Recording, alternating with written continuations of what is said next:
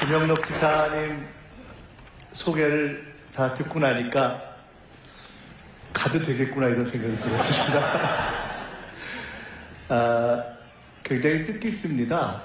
제가 김대중 강당에서 사실은 민주정부 4기에 김대중, 노무현, 문재인을 이어서 이재명 대통령, 이재명 정부의 첫 6개월이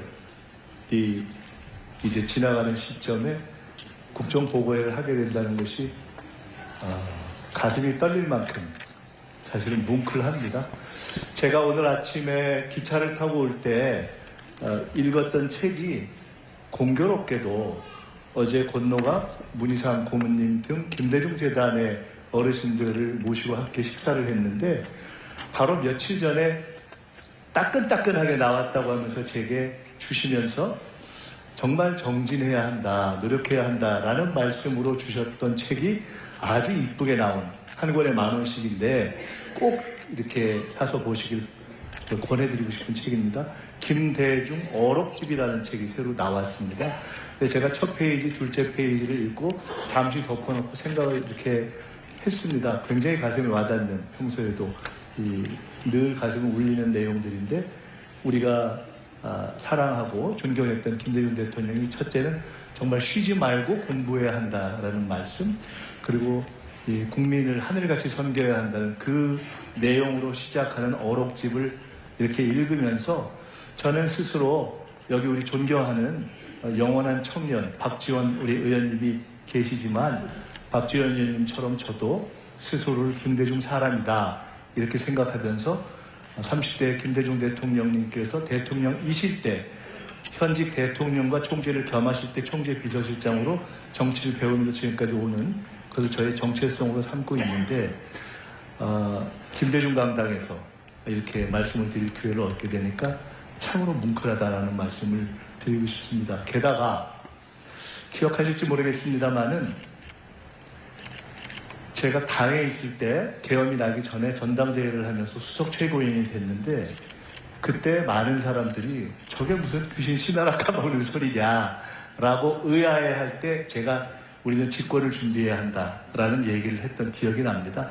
제가 집권 플랜 본부의 본부장이 되겠다라는 이야기를 했고 그때 김대중과 이재명을 잇는 다리가 되겠다라는 각오를 말씀드렸었는데 저는 요새 제가 존경하는 김대중 대통령이 있었다면 요새는 하루하루 일상 속에서 보고 배우는 이재명 대통령님을 모시고 정치를 하고 있습니다.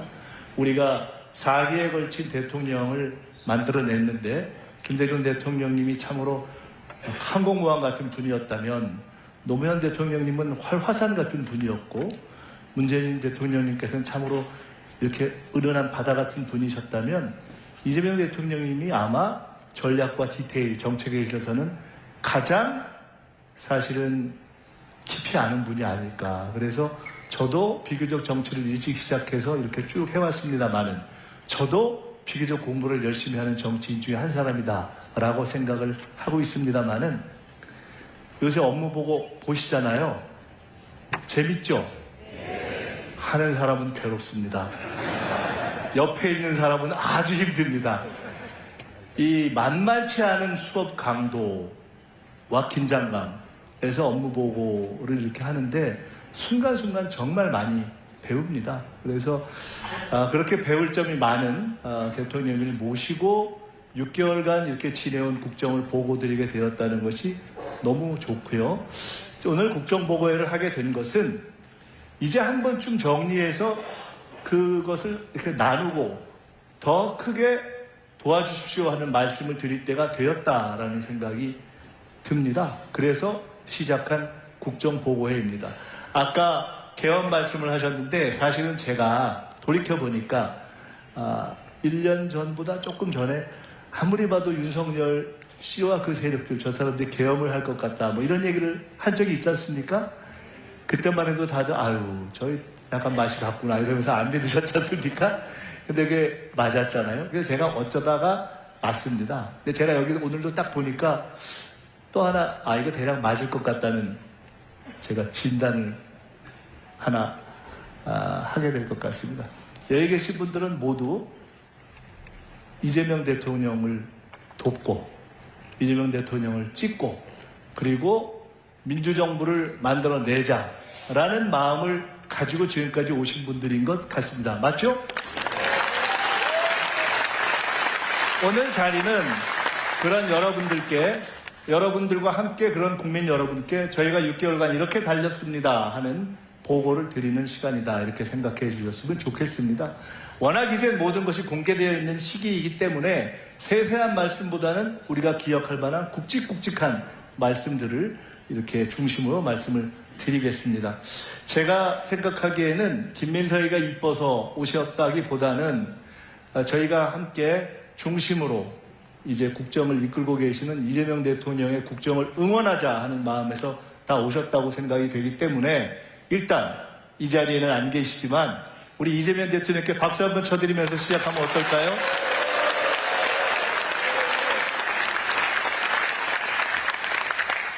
우선 간단하게 이야기를 시작하기 전에 그냥 몇 가지 수치를 살펴보겠습니다.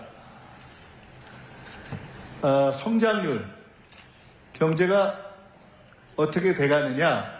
여러분, 이게 제로, 그러니까 0입니다. 이 밑으로 가면 마이너스죠. 이 마이너스를 완전히 바닥을 기었던 시기가 윤석열 시기입니다.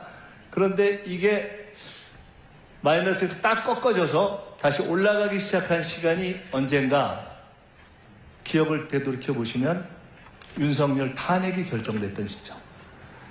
정말 나라가 암울해 보인다 하는 시점에서 탄핵이 딱 결정된 시점부터 우리에게는 새로운 희망이 생기기 시작했던 것이죠. 경제에서 잠재 성장률이라는 게 있습니다. 쉽게 이야기한다면 내 체격에, 우리나라 체격에, 지금 정도의 키에, 지금 정도의 펀치력을 가지고 우리가 정상적으로 뛰면 어느 정도 펀치를 날릴 수 있겠느냐, 어느 정도 체력을 발휘할 수 있겠느냐, 그것을 한국 경제가 지금 기본을 가지면 발휘할 수 있는 성장률이라고 해서 흔히 잠재 성장률 이렇게 이야기하죠. 근데 사실 지금 대한민국은 우리의 기본 체력에 맞는 잠재 성장률도 발휘하지 못했다.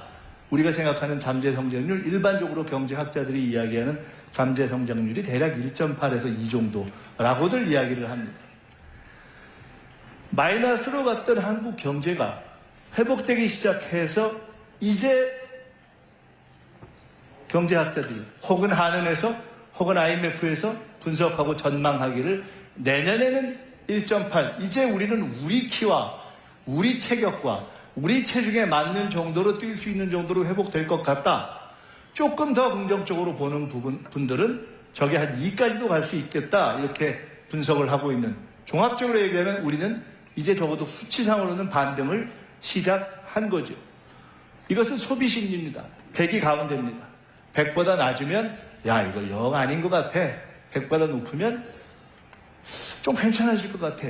경제학자들한테 여쭤보니까 6가지의 변수를 종합해서 소비 심리를 종합한다고 하더라고요. 내가 더 쓸 것 같아. 남이 더 쓸 것 같아. 경제가 어떻게 될 것 같아. 이것이 종합돼서 지금은 최초로 소비 심리가 지난 몇 달간 쭉 올라와서 110대까지 올라와 있습니다. 코스피 추이는 사실 더 말씀드리지 않아도 될 것 같습니다. 윤석열 정부 시기에 2000대에서 그냥 왔다 갔다 횡보를 하고 버벅거리던 것이 우리가 지난 대선 때 기억하시면 5천을 목표로 하겠다, 중장기 목표로 하겠다고 했을 때 많은 언론인, 특히나 야당 등에서는 비판을 넘어 비난까지 했었는데 지금 이미 우리는 4천대를 넘어서서 있습니다. 이 지금 쭉 올라갔다가 조정 기간을 거쳤는데 제가 바로 직전 어제까지 이거를 이 업데이트, 가장 최근 것까지 반영한 것입니다. 4020. 물론 어려운 점들이 남아 있습니다. 최근 우리 모두가 걱정하는 환율 문제가 남아 있고 특히 수도권에 있어서의 문제가 있는 부동산 문제 등이 있지만, 그러나 누구도 부인할 수 없는 것은 전체적인 경제에 있어서의 큰 흐름은 반등되기 시작했다. 경제가 심리라고 하면 결국 가장 본질적인 문제로서 이재명 정부에서 경제가 살아날 수 있을 것 같다, 살려야 되겠다라는 국민들의 마음의 합이 시작된 것이죠. 지난 6개월 동안에 국정에 가장 큰 에너지를 쏟고 국민들이 가장 걱정했던 것은 무엇이냐? 한미 관계입니다. 그 중에서도 한미 관세 협상이죠. 정부를 시작하는 시점에 제가 대통령님과 말씀을 나누다가 이런 말씀을 서로 나눴던 기억이 납니다. 어느 정도 기간 대통령님 오직 이거에만 집중하십시오. 나머지 소소한 거는 그냥 심부름 제가 하겠습니다. 한미 관세 협상이 돌이켜보시면 지금은 그래도 일단 났기 때문에 조금 났지만 얼마나 불안했습니까? 경제를 하는 분들이 다 도대체 이게 관세가 어떻게 되는 거냐? 끝나긴 끝날 거냐? 그런 시간이 있었죠. 거기에 사실 대통령이 누구도 해줄 수 없는 가장 본질적인 대통령의 일은 외교와 안보인데 지금은 경제전쟁의 시대이기 때문에 가장 어려운 문제인 사실은 안보 문제와 경제 문제가 다 얽혀있는 한미 관세 협상이 우리 국가와 국민 모두의 운명에 달리는 가장 큰 일이었죠. 근데 이게 타결이 됐는데 여기 아시다시피 워낙 많은 내용이 있기 때문에 그리고 관심 있는 분들이 여러 가지 공부를 했기 때문에 저는 딱 3가지만 말씀드리려고 합니다. 첫째는 상업적으로 합리적인 투자만을 한다. 상업적 합리성입니다. 여러분, 동네에서 싸움을 해도 그렇고 회사 간의 싸움을 해도 그렇고 나라 간의 협상을 하고 경쟁을 해도 그렇고 사실 기본적인 결정은 힘에서 결정이 납니다. 등치 크고 힘이 세면 일단 유리하죠. 아무리 전략이 좋고 아무리 머리를 쓰고 아무리 꾀가 좋다고 하더라도 사실 기본적으로 체력과 이 힘에서 월등한 상대를 이기기는 쉽지 않지 않습니까? 우리의 경험 아닙니까? 그런데 우리의 상대는 누구였습니까? 미국이었습니다. 미국에서도 가장 협상을 잘한다고 하는 트럼프 대통령이 이끄는 미국과 협상을 한 것입니다.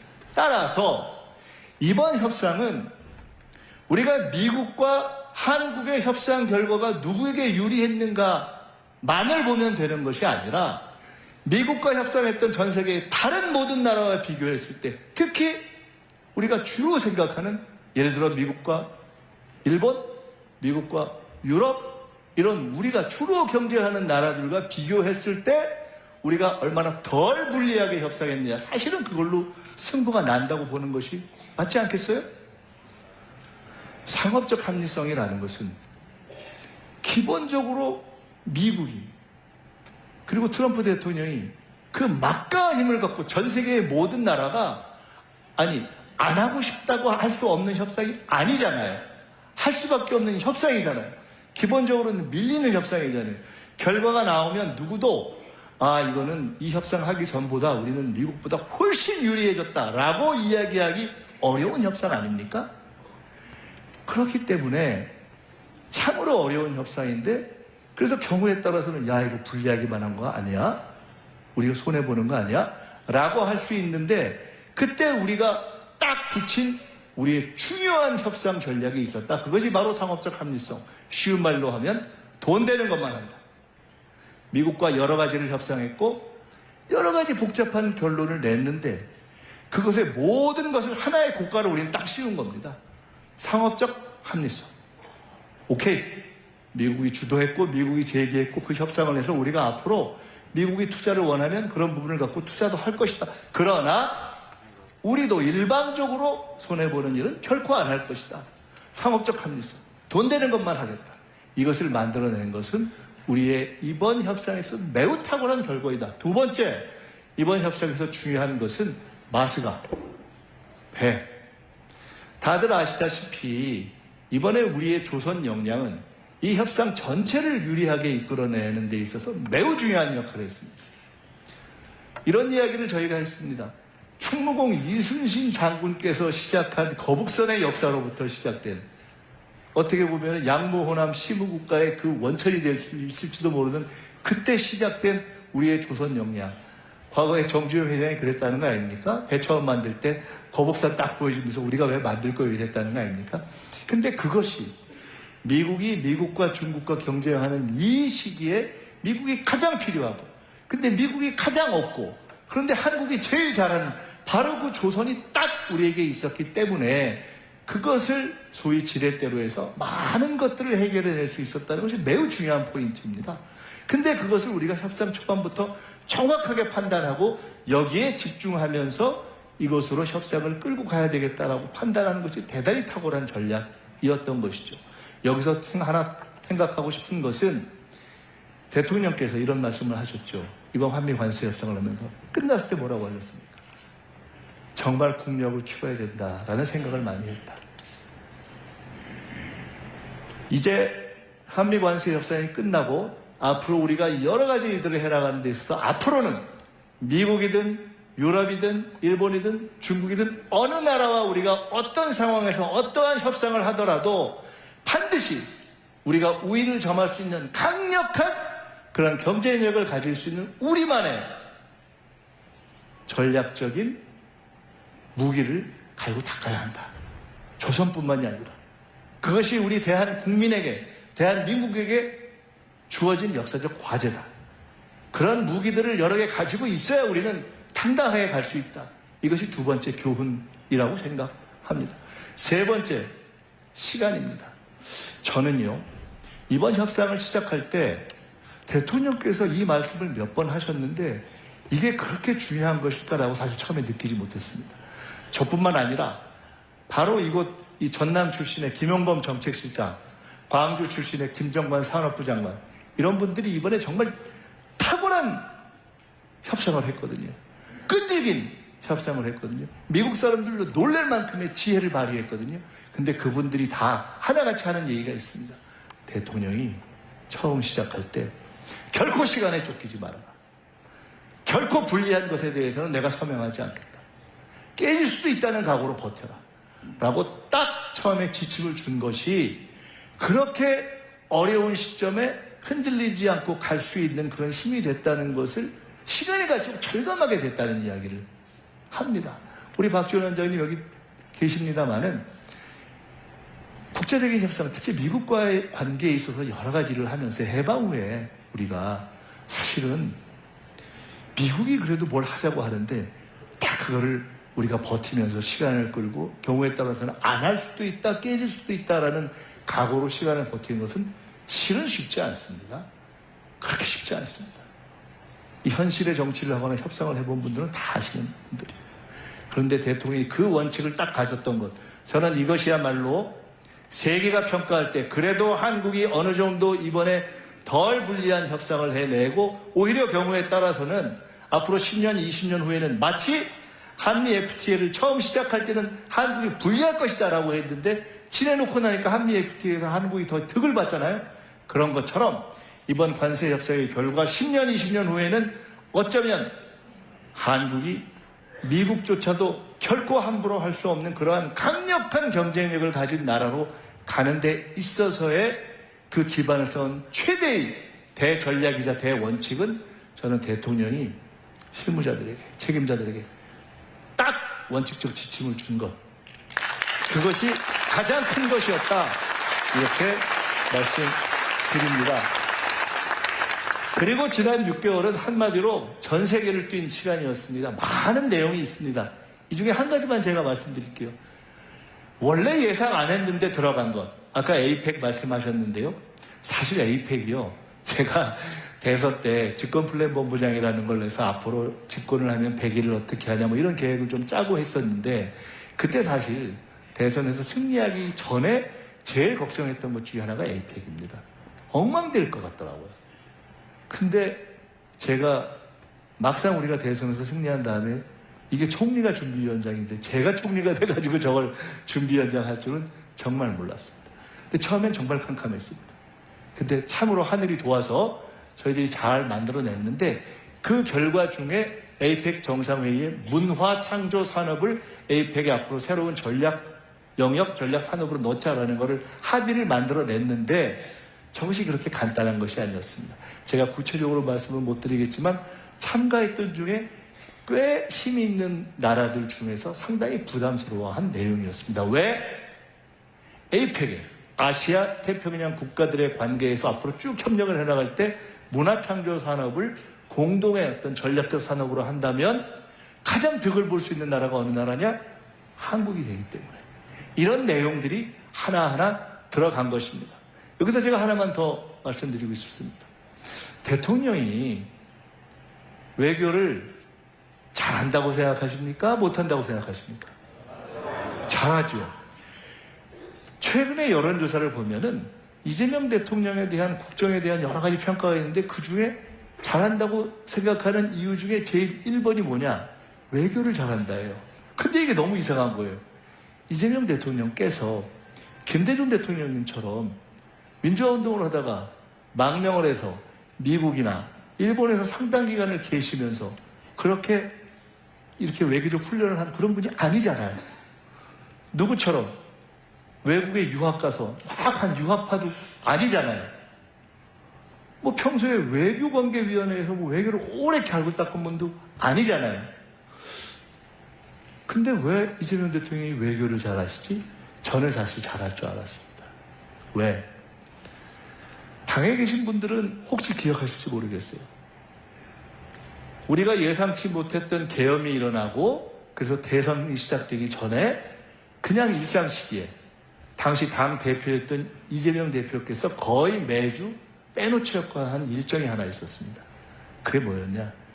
서울에 있는 주한 외국 대사들과의 만남이었습니다. 그걸 쭉 지속적으로 했어요. 저는 그때 이분이 준비를 하고 계시구나 이렇게 느꼈습니다. 그냥 흔히 얘기하는 그냥 정치인들, 정치 지도자들, 당대표들이 그냥 의례적으로도 가끔 만나기도 하는 미국, 일본, 중국, 러시아 그런 4강 대사뿐만이 아니라 유럽이나 또는 아프리카나 이런 다양한 국가의 대사들을 지속적으로 만나시는 걸 제가 보면서 준비를 하고 계시구나 이렇게 생각을 했습니다. 준비를 한 것. 그 바탕에는 국가와 국민을 위해서 국정을 맡겠다는 의지도 있었고 책임감도 있었고 그러한 바탕들이 다 쌓여서 저는 지난 6개월 사실 계엄 직후 6월 4일에 우리가 대통령 선거 끝나고 나서 불과 열흘이 되기 전에 첫 해외 정상 외교 활동이 시작됐습니다. 근데 그러고 6개월을 정말 정신없이 달려온 겁니다. 정신없이 달려서 이제 한 12월 중순쯤 돼서 이제 조금 끝나고 일단 외교 끝나고 호흡 조금 가다듬고 숨 좀 돌릴 수 있나 했더니 바로 또 업무 보고를 해가지고 우리를 또 피곤하게 하는 이런 대통령. 그래도 6개월 동안 열심히 했다 이렇게 인정하실 수 있죠? 좀 쪼개서 이제 한번 보겠습니다. 제가 얼마 전에 대통령님하고 같이 있는 자리에서 이렇게 말씀드렸습니다. 장르를 하나 만드셨어요. 무슨 장르에서 넷플릭스보다 재밌는 정치 다큐를 하나 만드셨다고. 완전히 떴다고. 이게 이제는 재미를 넘어서 이제는 교육의 단계까지로 가고 있다고. 여러분, 지금 우리가 국민주권 정부, 또 당에 이재명 대통령 계실 때는 당원주권 정당을 시작하시고, 근데 대통령께서 가장 많이 하시는 말씀이 결국 정치는 국민이 한다. 이것은 우리가 오늘 이 자리에 있는 김대중 대통령께서 하셨던 결국 국민이 하늘이다와 똑같은 것입니다. 이 국민주권의 실험이 시작된 겁니다. 국무회의가 열리고 타운홀 미팅이 열리고 업무보고가 열리고 이에 대해서 이렇게 표하는 분도 있고 저렇게 표하는 분도 있지만 분명한 것이 있습니다. 이제는 국정은 열렸습니다. 이 열린 방향은 결코 뒤로 가지 않을 것입니다. 더 많이 열릴 것입니다. 이제는 대통령이 회의를 열었고 총리실도 필요한 부분의 회의를 국민에게 공개할 수 있는 것을 열 준비를 하자고 저희는 준비를 하고 있고 각 정부 부처에도 이제는 국민의 관심이 있는 내용들에 대해서 열면서 가자라고 말씀을 하고 있습니다.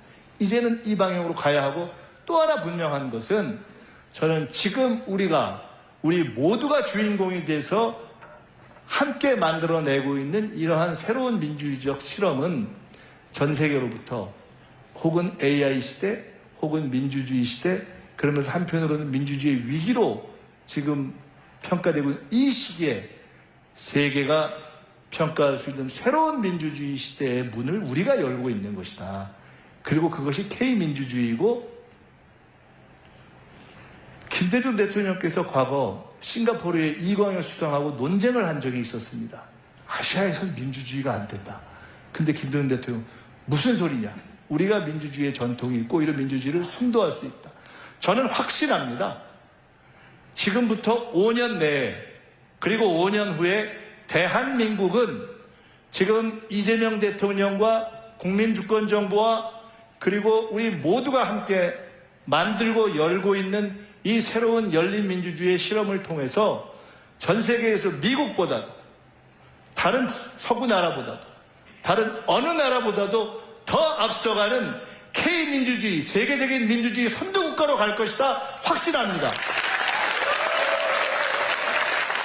이것은 그냥 관념적인 민주주의가 아니라 여러분, 저는 정치를 쉬었을 때 미국에 가서 잠깐 공부를 했거든요. 그때 제가 이런 생각을 했습니다. 미국의 최대의 수출품이 뭐냐? 전 헌법이라고 생각했습니다. 이제 대한민국의 최고의 수출품이 민주주의가 되는 시대가 올 것입니다.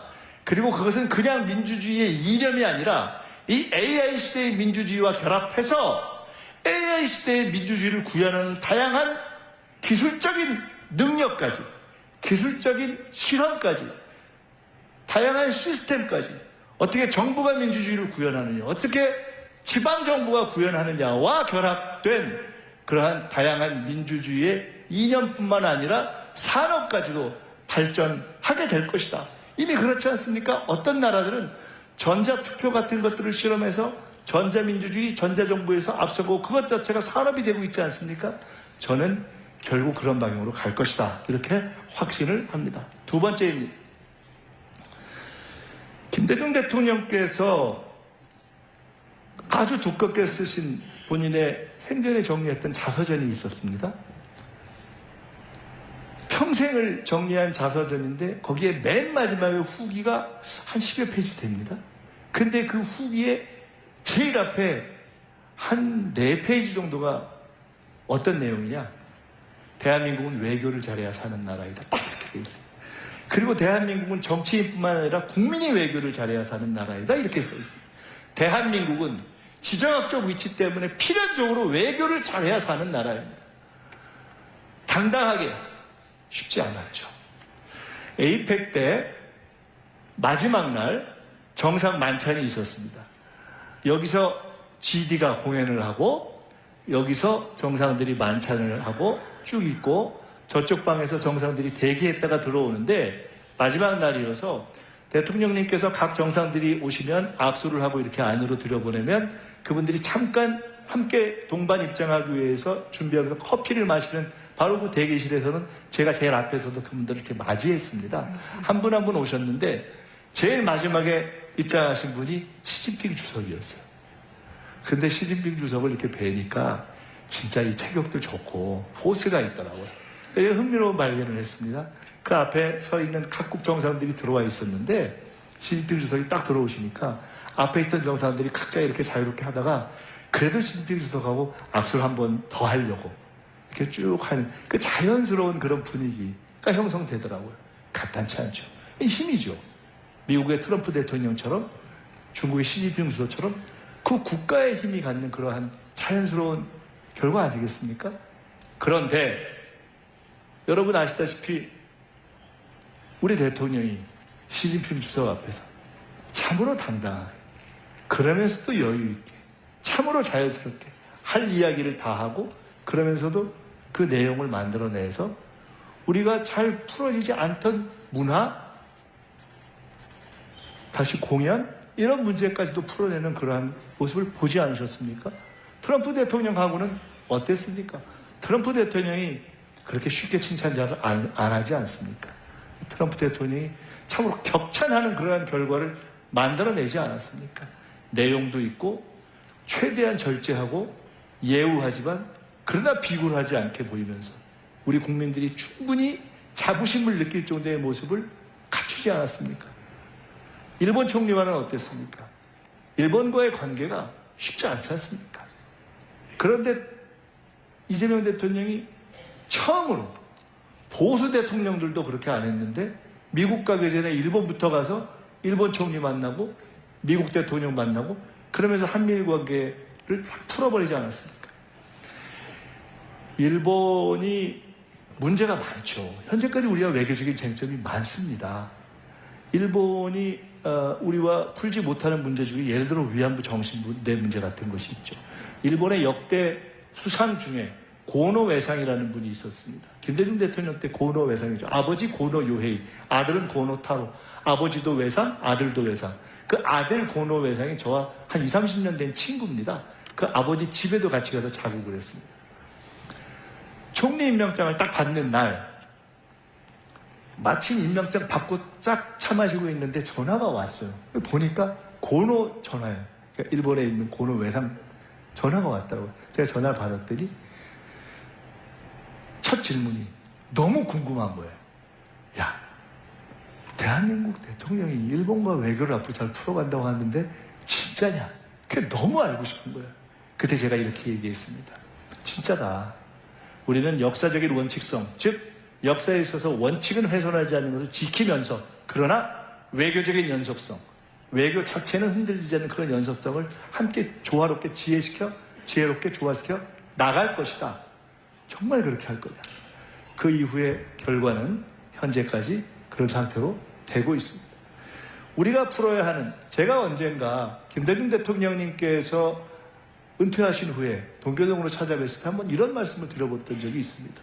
김대중 대통령님의 햇볕 외교는 한마디로 얘기하면 미국, 일본, 중국, 러시아 다 잘 지내자는 거 아닙니까? 맞다 그러시더라고요. 우리는 반드시 우리 주변에 있는 나라들, 미국, 일본, 중국, 러시아, 미국, 중국, 일본, 러시아, 북한까지 포함해서 우리의 운명이 얽혀있는 나라들과 굳이 더 나쁘게 지낼 이유가 없는 것 아닙니까? 이걸 어떻게 하면 좀 더 좋게 만들 것인가의 지혜를 발휘해야 하는 것 아닙니까? 그것을 당당한 모습으로 풀어낸 것, 저는 그것이 지금까지 6개월 동안 우리가 가진 외교의 가장 큰 성과가 하나가 아닌가 이렇게 생각을 합니다. 동의하시죠?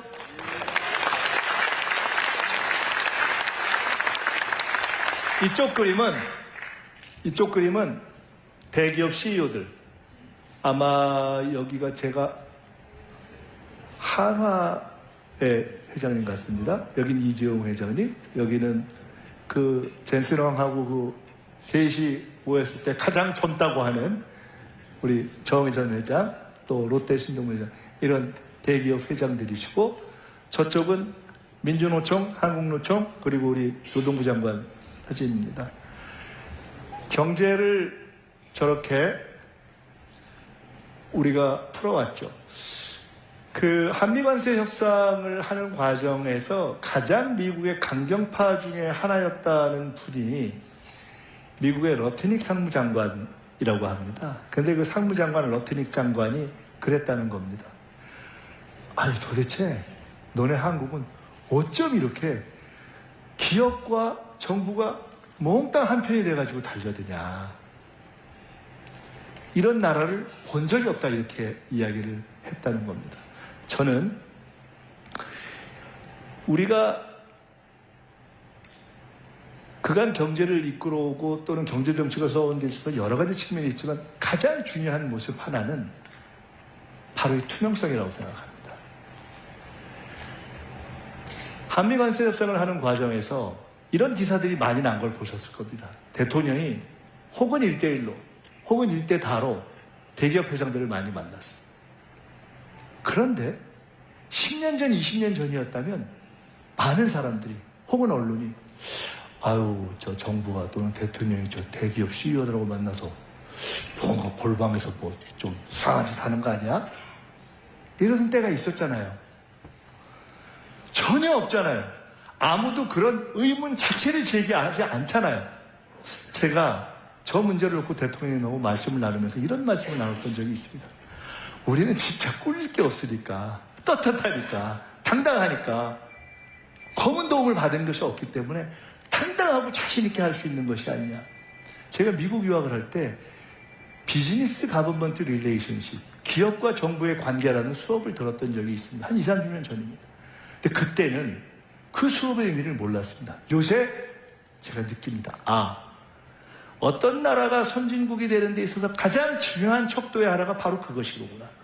기업과 정부가 떳떳하고 당당하고 투명하게 정말 국가를 위해서 필요한 일을 정부도 당당하게 요구하고 기업도 당당하게 얘기하고 그리고 그것을 투명하게 보여줄 수 있는 바로 그러한 관계가 그 나라의 자본주의, 그 나라의 시장경제, 그 나라의 경제가 얼마나 선진화되는가의 척도이다.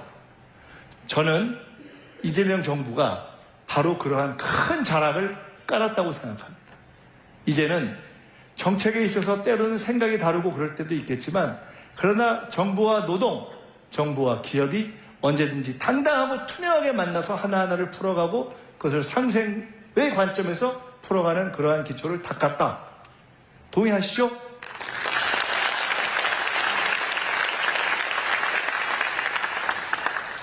그렇게 해서 우리는 미래를 준비해가고 있습니다. 제가 당에 있을 때 대선을 준비하면서 ABCD 그때 제가 만들었던 조어 중에 하나입니다. 지금 우리가 그것을 새 정부가 이제 출범해서 하나하나 실제로 실현해 가고 있습니다. A, AI, B, 바이오, C, 컨텐츠 앤 컬처, D, 디펜스, 방사, E, 에너지. 이것들을 다 해나가고 있습니다. 하나하나 해나가고 있습니다. 그 모든 것들을 하나하나 해갈 뿐만 아니라 또 하나 매우 중요한 것은 참으로 중요한 원칙. 서울에서 멀리 떨어진 곳일수록 더 약한 곳일수록 그간 발전이 덜 된 곳일수록 이 발전의 혜택을 누리게 하자는 그런 균형 발전과 지역을 살리는 원칙을 가지고 이것을 실현해 가고 있다. 바로 그러한 것들 하나하나가 예산에도 담기고 바로 이곳 전남의 도청에 바로 이곳에 현수막에 담겨있는 내용들로 하나하나 구현되고 있는 것이 아닌가 이렇게 생각을 합니다. 여기서 또 하나 중요한 말씀을 드리고 싶습니다.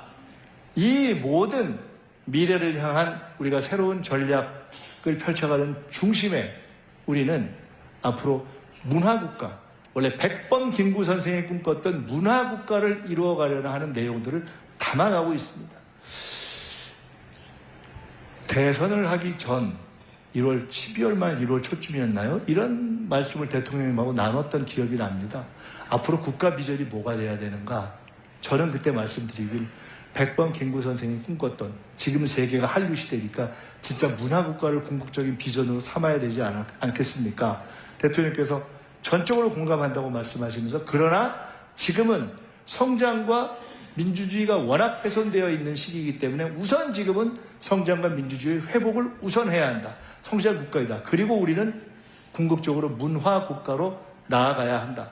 그래서 우리는 모든 정책을 펼침에 있어서 이 문화적 기초를 중시하면서 그걸 깔고 있습니다. 사실은 이 문화 국가로 오는 이 과정에는 우리가 존경하는 김대중 대통령이 깔았던 그 기초부터 시작해서 쭉 이 민주 진영과 민주 정치 세력이 담겨 이 실현해 왔던 그런 정책들의 기초가 있는 것이죠. 개대헌도 있고. 이 마지막 그림이 마지막 사진이 어떤 사진인지 아시나요? 국중박 아닙니까? 국중박. 이번에 사실은 에이펙을 하는 과정에서도 우리 유홍준 국립중앙박물관 관장님 도움을 많이 받았는데요. 제가 이 과정에서 우리 유홍준 관장님께 국중박에 저렇게 사람들이 어마어마하게 모이는 의미를 몇 가지 들었는데 그걸 꼭 여러분께 전해드리고 싶습니다. 첫째, 지금 우리나라 국중박이 전 세계 박물관 가운데 넘버 4 안에 듭니다. 뉴욕, 런던의 대형 박물관, 파리의 루브르 박물관 등등 있죠. 근데 중요한 차이가 있습니다. 그 나라들은 거기에 있는 내용물들의 상당 부분이 자기 게 아니라 다 식민지를 가졌던 나라들 아닙니까? 거기서 가져온 것이 대부분 아닙니까? 우린 그런 게 없잖아요. 두 번째, 전 세계에 100여 개가 넘는 박물관의 관장들이 쭉 한국에 오면 제일 부러워하는 게 있답니다. 일본을 포함해서. 그건 뭐냐면 일본도 그렇고 전 세계 어느 나라도 젊은 사람들이 박물관을 찾는 경우가 없다는 겁니다. 저렇게 젊은 사람들이 줄 서서 있는 나라가 없다는 거예요. 그냥 다 어르신들이 주로 간다는 게 너무너무 부러워한다는 겁니다. 이러한 힘, 이러한 문화국가의 꿈을 저희가 아까 말씀드렸던 A, B, C, D, E를 해가면서 저희들이 하나 그 기반에 담으려고 노력하고 있습니다. 한 가지 더. 이번에 에이펙을 하면서 느낀 것이 있습니다. 에이펙을 해서 경주는 사실 우뚝 섰습니다. 경주가요, 어느 정도냐면은 KTX 경주가 하는 편을 아마 증편을 한다면 증편한 숫자만큼 꽉꽉 차서 내릴 정도로 많이 갑니다, 이제는. 저는 사실 이번에 제가 에이펙을 하면서 경주를 10번을 갔는데 이쪽에 경주에 재발견을 한 거죠. 그리고 시작할 때 끝난 뒤에 경주를 찾는 관광객의 숫자가 확실하게 늘지 않는다면 에이펙은 실패다. 저는 이렇게 생각하고 준비를 했습니다. 근데 확실하게 는 거죠. 근데 에이펙이 끝난 뒤에 저는 어떻게 생각하냐. 이제 우리 포스트 에이펙으로 가야 된다. 포스트 에이펙의 핵심은 뭐냐? 문화와 관광인데 사람들이 서울에 오죠. 그러면 서울 또 어딜까요? 부산? 제주? 그 정도 그래도 많이 가는 데 아니겠습니까? 거기 말고 지방으로 어디를 가느냐. 그 두 번째, 세 번째, 제2의 경주, 제3의 경주를 만들어내야 되는 거죠. 경주까지는 어느 정도 된 것 같습니다. 제 요새 제일 큰 관심사 중에 하나는 제가 총리로서 국가관광전략회의의 의장이기도 한데 에이펙 저번에 한번 했고 이제 곧 준비하려고 하고 있습니다. 제일 관심 갖는 것은 호남에서는 어디지? 충청에서는 어디지?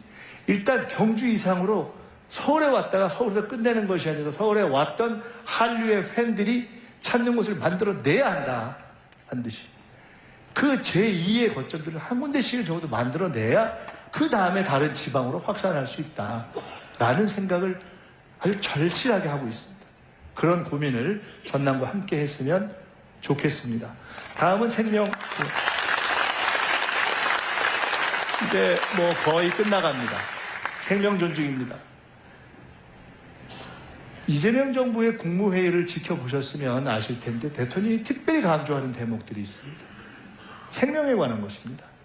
첫 번째, 산재입니다. 이게 참 어렵습니다.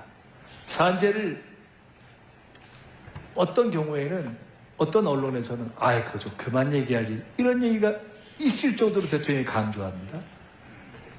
근데 참으로 진심을 갖고 강조하는 겁니다.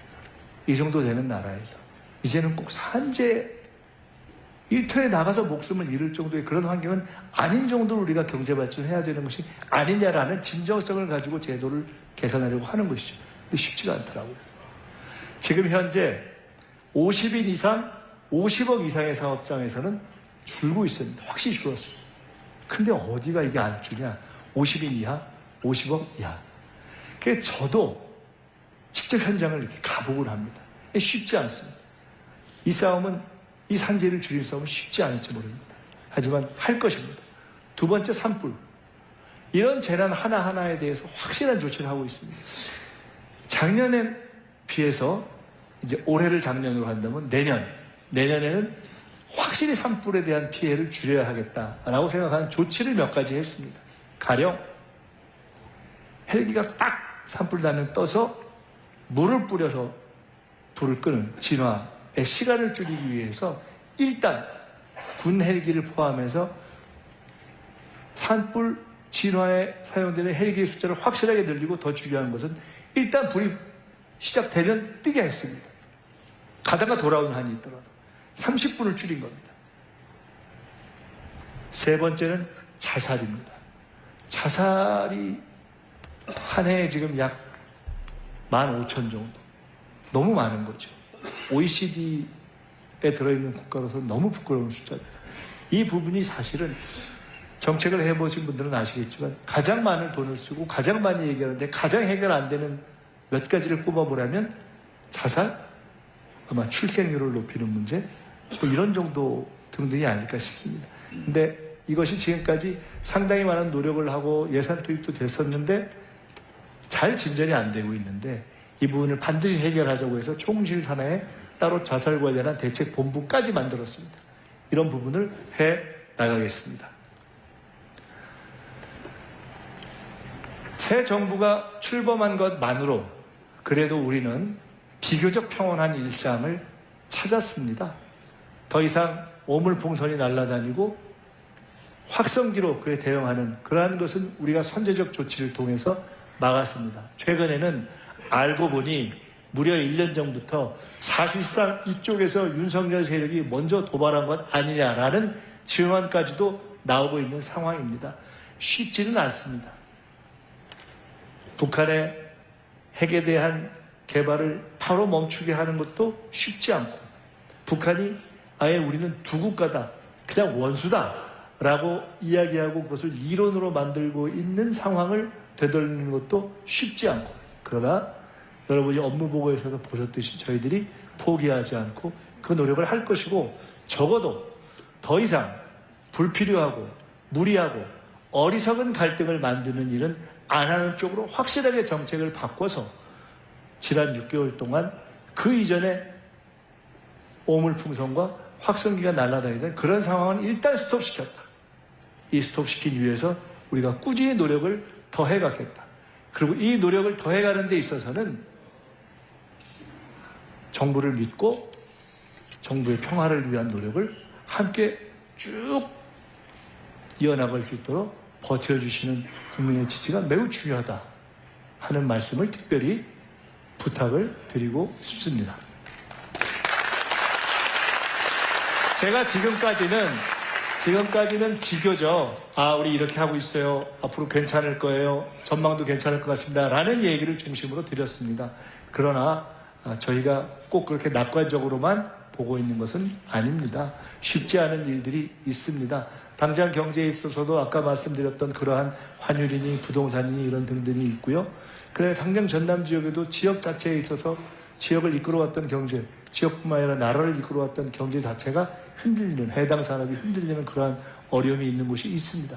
제가 여러 가지 어려운 것 중에 하나만 예를 그냥 들었습니다. 한류가 세계에서 정말 지금 근사하다라고 하고 있는데 막상 뚜껑을 잘 열어보면 이거 외화 내빈이네 하는 그러한 대목들이 있습니다. 이게 지금 뭐냐면 우리가 만든 드라마 제작 편수입니다. 올해 84편, 10년 전인 2015년에 84편, 2022년에 141편. 똑같은 84편이 올해 10년 전이지만 지금의 84편과 10년 전 84편은 전혀 다릅니다. 왜? 10년 전에는 상승할 때의 84편이요. 지금은 전 세계가 다 한국이 최고인가비요? 이러고 있는데 막상 정점을 찍고 내려와서 내실은 굉장히 어려움에 빠져있는, 실제로 돈은 넷플릭스가 벌고 제주는 한국이 제주만 부리고 있다라고 평가되는 이러한 구조적인 어려움이 있습니다. 이것뿐만이 아니죠.